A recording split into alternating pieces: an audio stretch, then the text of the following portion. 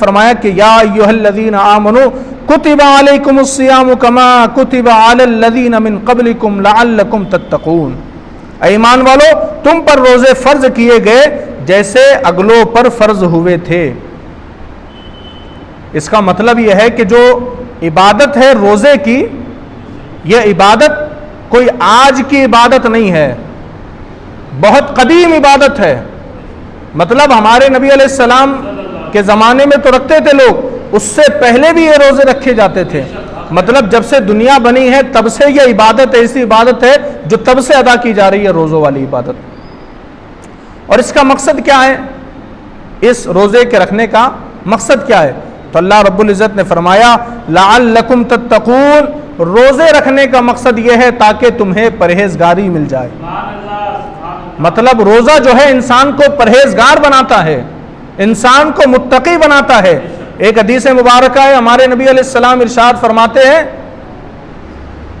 ایک صحابی کو دیکھا حضور نے تو فرمایا کہ اگر تمہارے اندر طاقت اور استطاعت ہے تو تم نکاح کر لو، اور اگر نکاح کرنے کی طاقت اور استطاعت نہیں ہے تو پھر تم روزے رکھا کرو۔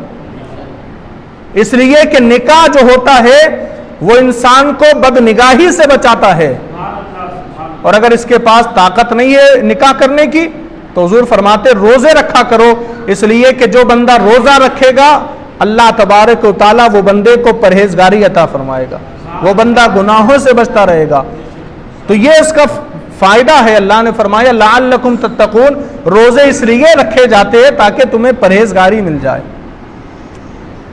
اب آئیے سورۃ البقرہ کی آیت 184 میں اللہ رب العزت نے ارشاد فرمایا ایام معدودات، گنتی کے چند دن ہے، یعنی روزہ جو ہے وہ گنتی کے چند دن ہے۔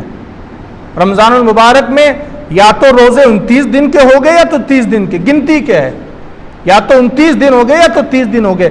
اور اگر روزے 29 دن کے بھی ہوئے اور اگر 30ویں دن چاند نظر آ گیا یعنی 30ویں دن عید ہو گئی، تب کوئی انسان سوچے گا نا یار ایک روزہ ہمارا چلا گیا، اگر ایک روزہ اور رکھ لیتے تو ثواب مل جاتا، 30 ہو جاتے۔ نبی کریم نے فرمایا اگر چاند 29 پر بھی نظر آئے گا تب بھی اللہ 30 روزوں کا ہی ثواب عطا فرمائے گا، کیونکہ اللہ کے خزانے میں کمی تو ہے نہیں نا، کہ اگر 30 روزے نہ بھی ہوئے 29 ہوئے تب بھی اللہ 30 ہی کا ثواب عطا فرمائے گا۔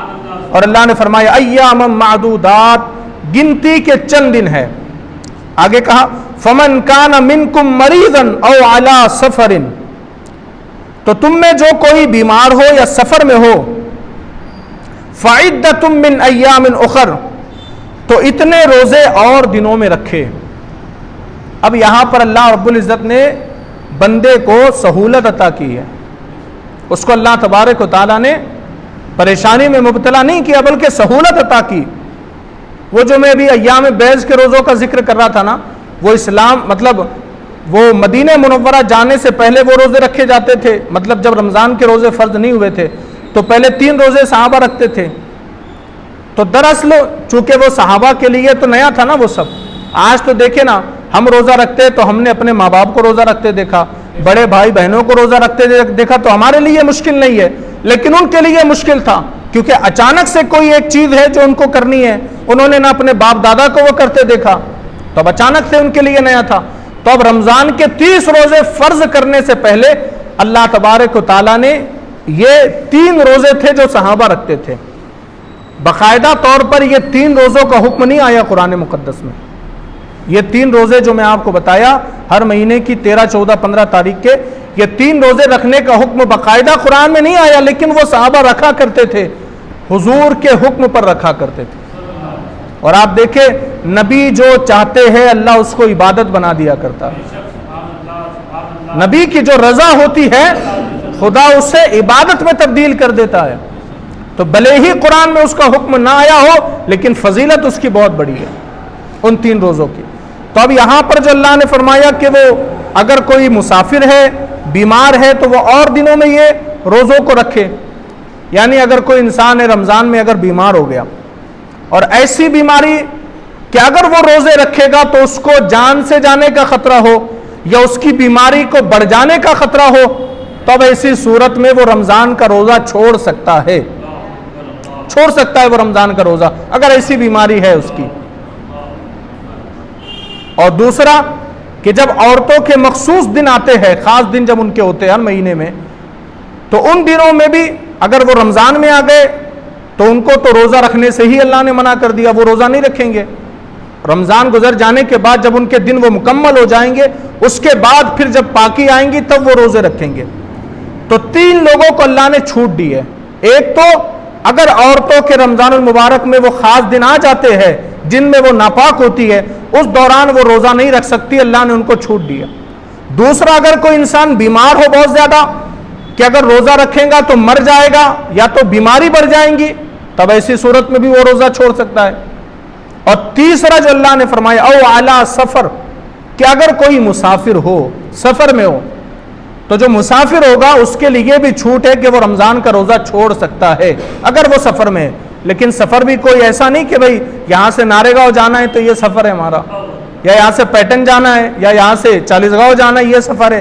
ایسا سفر نہیں، بلکہ سفر وہ ہونا چاہیے جو 92 کلومیٹر سے زیادہ کا ہو۔ 92 کلومیٹر سے زیادہ کا اگر وہ سفر ہے تو ایسی صورت میں وہ روزہ چھوڑ سکتا ہے، لیکن اس کے اندر بھی ایک شرط ہے، اور وہ شرط یہ ہے کہ اس نے سحری کے پہلے سفر کا آغاز کر دیا ہو۔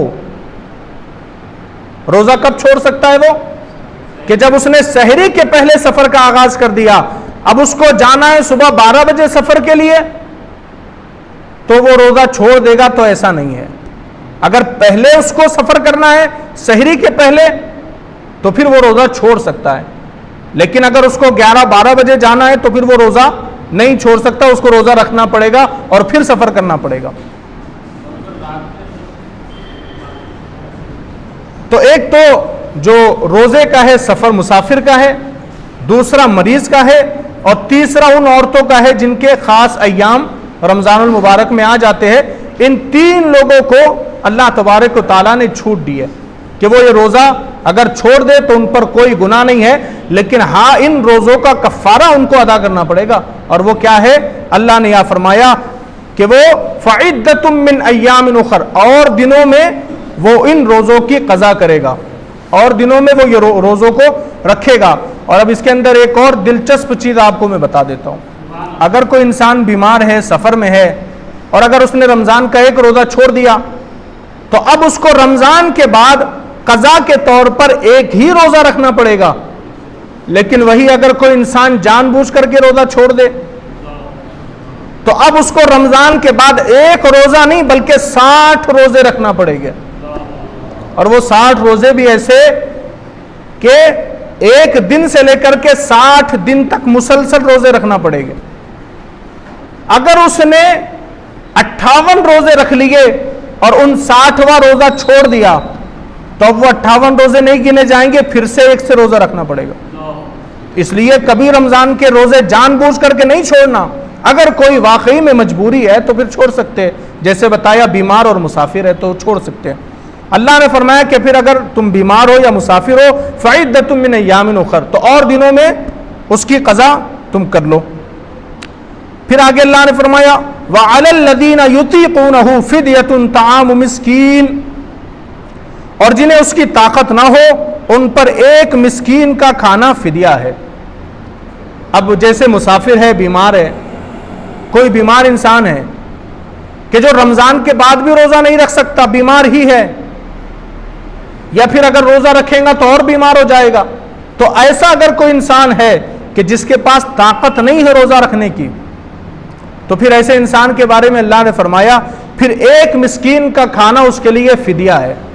فدیے کے طور پر ایک مسکین کا کھانا اس کو دینا ضروری ہے، یہ اس کے روزے کا کفارہ ہے اور یہ اس کا فدیہ ہے۔ اگر وہ طاقت نہیں رکھتا، اگر کوئی ایسا انسان ہے جو دن بدن کمزور ہی ہوتا جا رہا ہے، دن بدن بیمار ہی ہوتا جا رہا ہے، یا پھر روزہ رکھیں گا تو بیمار ہو جائے گا، تو ایسی صورت میں اللہ نے اس کے لیے آسانی پیدا کی اور کہا ہے کہ اگر وہ طاقت نہیں رکھتا تو ایک مسکین کا کھانا اس کو دینا ضروری ہے۔ اور یہ ایک مسکین کا کھانا کیا ہے؟ 200 کلو کو 10 گرام کم گیہوں جو ہے یہ ایک مسکین کا کھانا ہے۔ چاہے تو وہ گیہوں دے دے یا چاہے تو اس کا آٹا بنا کر کے دے دے، یا اتنی قیمت وہ کسی غریب مسکین کو دے دے، تو یہ اس کے ایک روزے کا فدیہ ہے۔ اب آگے اللہ نے فرمایا فَمَن تَطَوَّعَ خَيْرًا فَهُوَ خَيْرٌ لَهُ، پھر جو اپنی طرف سے نیکی زیادہ کرے تو اس کے لیے بہتر ہے۔ یعنی کہ جہاں اللہ نے فرمایا ایک مسکین کا کھانا تم نے دینا ہے، اب اگر کوئی انسان ہے وہ طاقت رکھتا ہے، دولت رکھتا ہے، تب وہ انسان اگر ایک روزے کے بدلے ایک مسکین کا نہیں بلکہ 2 مسکین کا کھانا دے گا تو اللہ نے فرمایا یہ تمہارے لیے اور زیادہ بہتر ہے۔ جتنا چاہے خرچ کرو، جتنا زیادہ خرچ کرو گے اتنا ثواب ملے گا، کہ یہ تمہارے لیے اور زیادہ بہتر ہے۔ پھر آگے اللہ نے فرمایا وَأَن تَصُومُوا خَيْرٌ لَكُمْ إِن كُنتُمْ تَعْلَمُونَ، اور اگر تم جانو تو روزہ رکھنا تمہارے لیے زیادہ بہتر ہے، بھلے ہی تم بیمار ہو، مسافر ہو۔ اللہ نے فرمایا اگر تم جانو تو روزہ رکھنا تمہارے لیے زیادہ بہتر ہے، بھلے ہی ہم نے تمہیں چھوٹ دی ہے، آسانی دی ہے، سہولت دی ہے، لیکن اگر پھر بھی تم روزہ رکھ سکتے ہو، روزہ رکھنے کی طاقت جمع کر سکتے ہو تو اللہ نے فرمایا یہ تمہارے لیے زیادہ بہتر ہے۔ روزے کے تو ویسے کتنے فائدے ہیں، اگر آپ دیکھیں تو انسان کے جسمانی فائدے بھی ہیں، روحانی فائدے بھی ہیں، طبی فائدے بھی ہیں۔ روزے میں تو فائدہ ہی فائدہ ہے، اور روزہ کیا اللہ کی ہر عبادت میں فائدہ ہے۔ تو اللہ نے فرمایا کہ تم ویسے تو چھوڑ سکتے ہو مسافر اور مریض، لیکن اگر تم نے روزہ رکھا تو اس میں تمہارا زیادہ فائدہ ہے۔ اب اسی طرح اللہ رب العزت نے سورۃ البقرہ کی آیت 185 میں فرمایا شہر رمضان الذی انزل فیہ القرآن ھدی للناس وبینات من الھدی والفرقان، اللہ نے فرمایا کہ رمضان کا مہینہ ہے جس میں قرآن نازل کیا گیا، جو لوگوں کے لیے ہدایت اور رہنمائی ہے اور فیصلے کی روشن باتوں پر مشتمل ہے۔ اللہ نے رمضان المبارک کا ذکر کیا کہ جو رمضان کا مہینہ ہے یہ قرآن اس میں نازل کیا گیا، اور لوگوں کے لیے جو قرآن ہدایت ہے، رہنمائی ہے، روشن ہے، اللہ نے وہ قرآن رمضان میں نازل کیا۔ تو اس کا مطلب یہ ہے کہ جو لوح محفوظ تھا جہاں پر پورا قرآن لکھا ہوا تھا، اس لوح محفوظ سے اللہ تبارک و تعالیٰ نے پورا قرآن آسمان دنیا پر نازل کر دیا رمضان المبارک میں، اور پھر وہاں سے جیسی ضرورت ہوتی ہے مسلمانوں کو اللہ حضرت جبریل کے ذریعے وہاں سے نازل کرتا رہا، اور اس طرح سے 23 سال کے عرصے میں قرآن نازل ہوا۔ لیکن قرآن کے نازل ہونے کا مہینہ بھی رمضان ہے، اور مکمل جب نازل ہو گیا شب قدر میں تو وہ مہینہ بھی رمضان کا مہینہ۔ تو اللہ نے فرمایا شہر رمضان الذی انزل فیہ القرآن ھدی للناس وبینات من الھدی والفرقان، یہ جو قرآن ہم نے نازل کیا ہے رمضان میں نازل کیا، اور وہ قرآن لوگوں کے لیے ہدایت ہے، لوگوں کے لیے فیصلوں کے لیے روشن کتاب ہے، یہ انسان کو راہ دکھاتی ہے، وہ کتاب رمضان میں نازل ہوئی۔ تو رمضان کی فضیلت تو اس آیت سے بھی پتہ چلتی ہے۔ اس کے بعد اللہ تبارک و تعالیٰ نے آگے ارشاد فرمایا فَمَن شَهِدَ مِنْكُمُ الشَّهْرَ فَلْيَصُمْ، تو تم میں جو کوئی یہ مہینہ پائے تو ضرور اس کے روزے رکھے۔ اب اللہ نے حکم دیا رمضان کے روزوں کا۔ میں آپ کو بتایا نا اس سے پہلے کی جو آیت تھی وہ رمضان کے روزوں کے تعلق سے نہیں تھی بلکہ ایام بیض کے روزوں کے تعلق سے تھی۔ اب اللہ تبارک و تعالیٰ اس آیت میں رمضان کے روزوں کو فرض قرار دے رہا ہے کہ اگر تم میں کوئی وہ مہینہ پائے تو تم پر فرض ہے کہ تم اس مہینے کے روزے رکھو۔ پھر آگے کہا وَمَنْ كَانَ مَرِيضًا أَوْ عَلَى سَفَرٍ فَعِدَّةٌ مِّنْ أَيَّامٍ أُخَرَ، اور جو بیمار ہو یا سفر میں ہو تو اتنے روزے اور دنوں میں رکھے۔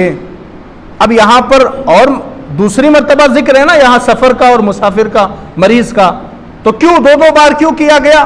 اس کی وجہ یہی ہے کہ اب یہ جو حکم ہے یہ رمضان کا ہے، وہ جو پچھلا حکم تھا وہ ایام بیض کے روزوں کا تھا۔ تو اللہ نے فرمایا کہ اگر تم میں جو بیمار ہو یا سفر میں ہو تو اتنے روزے اور دنوں میں رکھو، جس کی تفصیل میں ابھی آپ کو بتا چکا ہوں۔ اس کے آگے اللہ نے فرمایا یرید اللہ بکم الیسر ولا یرید بکم العسر، اللہ تم پر آسانی چاہتا ہے، تم پر دشواری نہیں چاہتا۔ مطلب آسانی ہے، اللہ نے دیا کہ تم بیمار ہو تو پھر چھوڑ سکتے ہو، سفر میں ہو تو چھوڑ سکتے ہو، پریشانی ایسی ہے روزہ رکھیں گے تو بیمار ہو جائیں گے تو چھوڑ سکتے ہو، یہ آسانی ہی تو ہے اللہ کی۔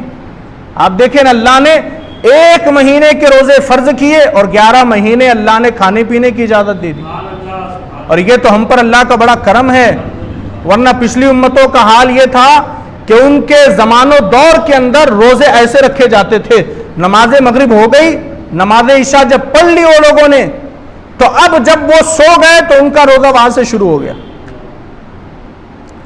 وہ قوموں کا روزہ ایسا ہوتا تھا، نماز عشاء ہو گئی، اب سو گئے تو ان کا روزہ شروع ہو گیا، اب نہ وہ کچھ کھا سکتے ہیں، نہ پی سکتے ہیں، نہ ہم بستری کر سکتے ہیں۔ رات ہی سے روزہ ان کا شروع ہو گیا عشاء کے بعد سے، اور وہ کب تک چلتا تھا؟ غروب آفتاب تک، مغرب تک، دوسرے دن کی۔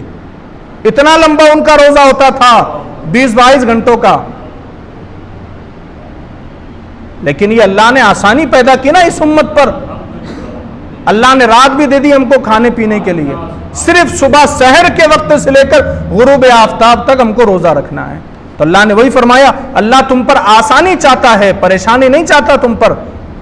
کچھ چیزوں سے اس نے روکا لیکن بہت ساری چیزوں کی اجازت دے دی۔ کچھ حرام جانوروں سے اللہ نے روکا، باقی ہزاروں حلال جانور کر دیے۔ کچھ حرام چیزیں سے اللہ نے منع کیا، باقی ہزاروں حلال کر دی اللہ نے۔ تو اللہ تو آسانی چاہتا ہے اپنے بندوں پر، وہ کبھی اللہ اپنے بندوں پر مشکل نہیں چاہتا۔ اس کے آگے کہا وَلِتُكْمِلُوا الْعِدَّةَ وَلِتُكَبِّرُوا اللَّهَ عَلَى مَا هَدَاكُمْ وَلَعَلَّكُمْ تَشْكُرُونَ۔ یہ آسانیاں اس لیے ہے تاکہ تم روزوں کی تعداد پوری کر لو، اور تاکہ تم اس بات پر اللہ کی بڑائی بیان کرو کہ اس نے تمہیں ہدایت دی، اور تاکہ تم شکر گزار بن جاؤ۔ اللہ نے فرمایا یہ جو تم کو اللہ نے آسانی دی ہے اس کی وجہ کیا ہے؟ پہلے تو یہ کہ جو چھوٹ جائے روزے ان کی تعداد پوری کر لو، دوسرا یہ کہ اس آسانی کو دیکھ کر تم اور زیادہ اللہ کی عبادت کرو، اور تیسرا اللہ نے جو آسانی دی ہے اس کی وجہ یہ ہے کہ تم شکر گزار بندے بن جاؤ، اللہ کے فرما بردار بندے بن جاؤ۔ تو یہ اللہ تبارک و تعالیٰ نے روزوں کے تعلق سے بیان فرمایا، اور اس میں جو آسانیاں ہیں بندوں کے لیے اللہ نے وہ بھی بیان فرما دی۔ تو یہ اللہ کا بڑا فضل ہے کہ اس نے اپنے حبیب کے صدقے اس امت پر بڑی آسانی کا معاملہ فرمایا ہے، بڑی آسانی اللہ نے دی ہے۔ لیکن پھر بھی لوگ ہیں جو اس کی باتوں پر عمل نہیں کرتے، تو ہمیں چاہیے کہ ہم اللہ کی ہر بات پر، اس کے ہر حکم پر عمل کریں، اس کے رسول کی ہر شریعت کی بات پر عمل کریں، تبھی ہم دنیا و آخرت میں سرخرو ہو سکتے ہیں۔ یہ آج کا درس قرآن تھا۔ اللہ کی بارگاہ میں دعا ہے جو غلطی ہو اللہ اپنے فضل سے معاف فرمائے، اللہ ہم تمام کو عمل کی توفیق عطا فرمائے۔ السلام علیکم ورحمۃ اللہ وبرکاتہ۔